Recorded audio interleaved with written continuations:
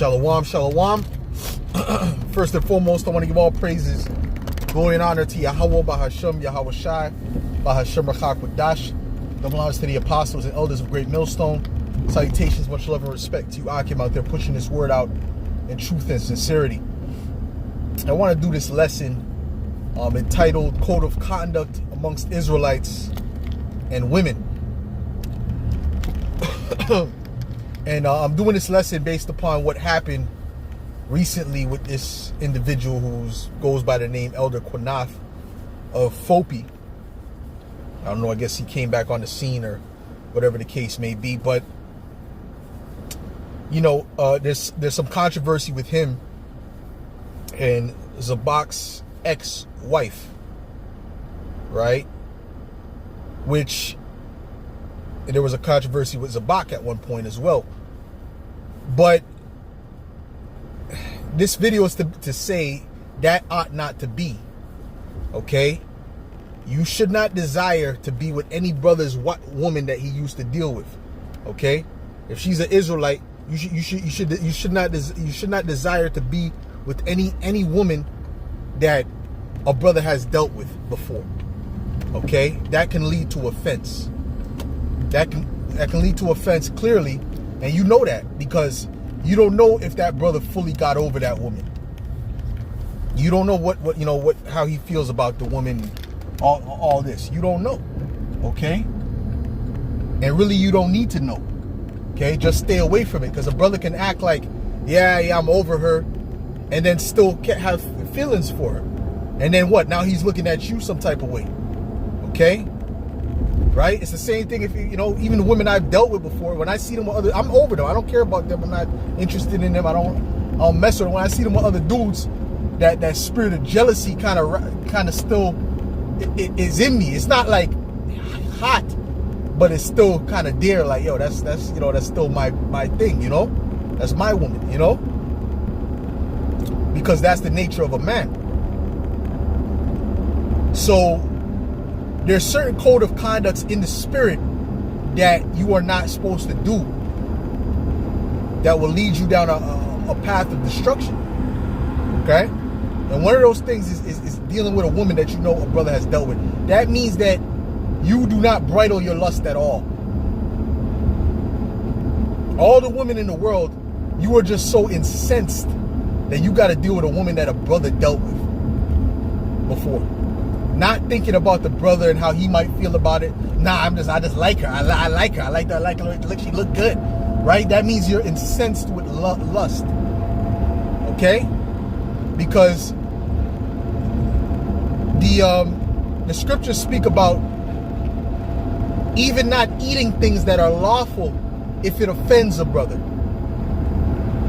Even eating certain things that are unlawful if it offends a brother. You're not supposed to eat those things around a brother if it offends him. But it's lawful. But because he's weak in the spirit, right, that could offend him. We don't want to cause offense to brothers. That's the thing, right? And maybe nothing wrong with it, but you don't want to cause offense to a brother.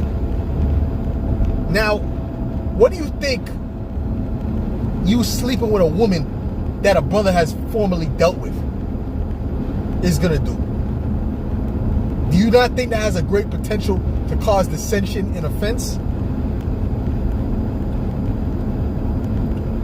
Or are you too stuck in your lust to see that, to understand that?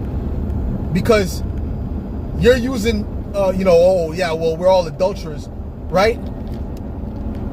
As a means for maliciousness. The scriptures say don't use, this grace, liberty as a cloak of maliciousness.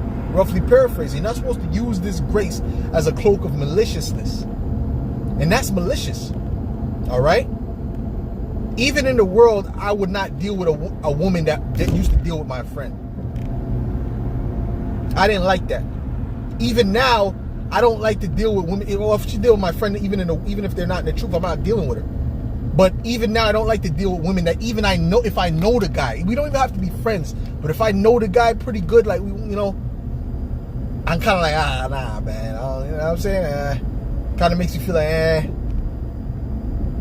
You understand? How much more a brother in the truth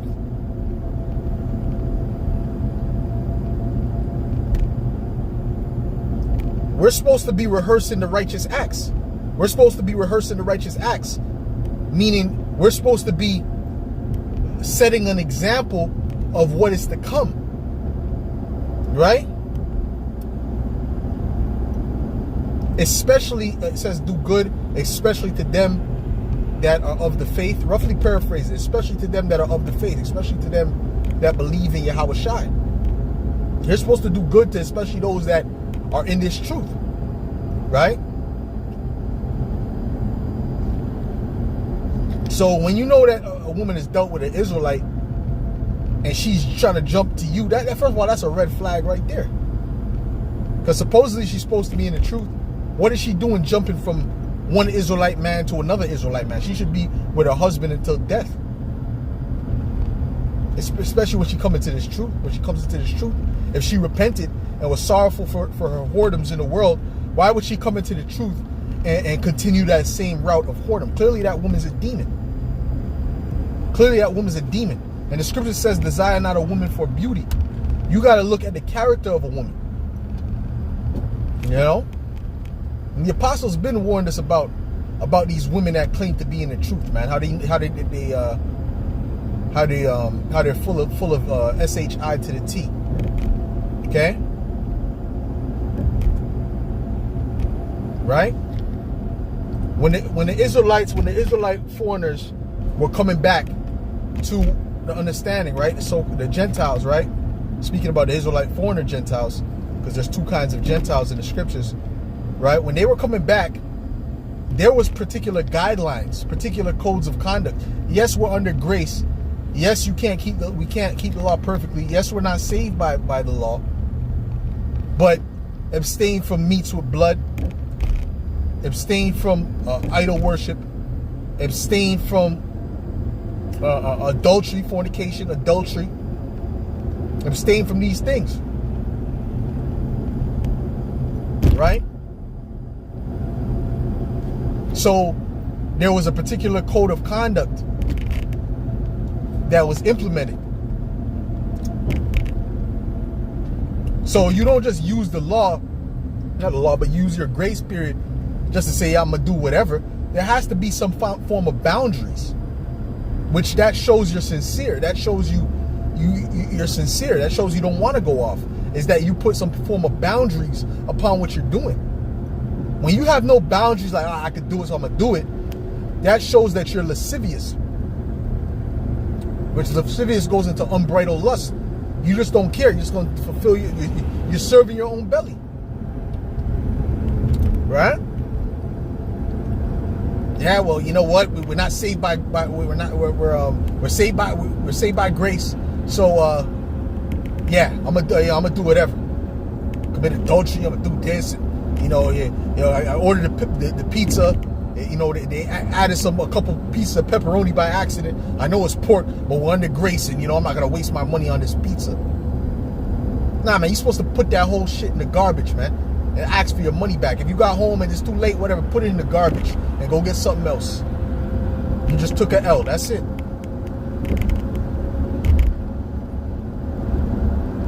Right? So there's supposed to be a particular code of conduct amongst the Israelites, and it's spiritual, and it's in the spirit, man. And it matters to Yahweh B'Shem Yahweh Shai. It matters. Okay? But if you're not spiritual, you're not gonna get it. You're not gonna understand it. So anyways, with that, Lord willing, this is edifying to the elect. I'll say shalom.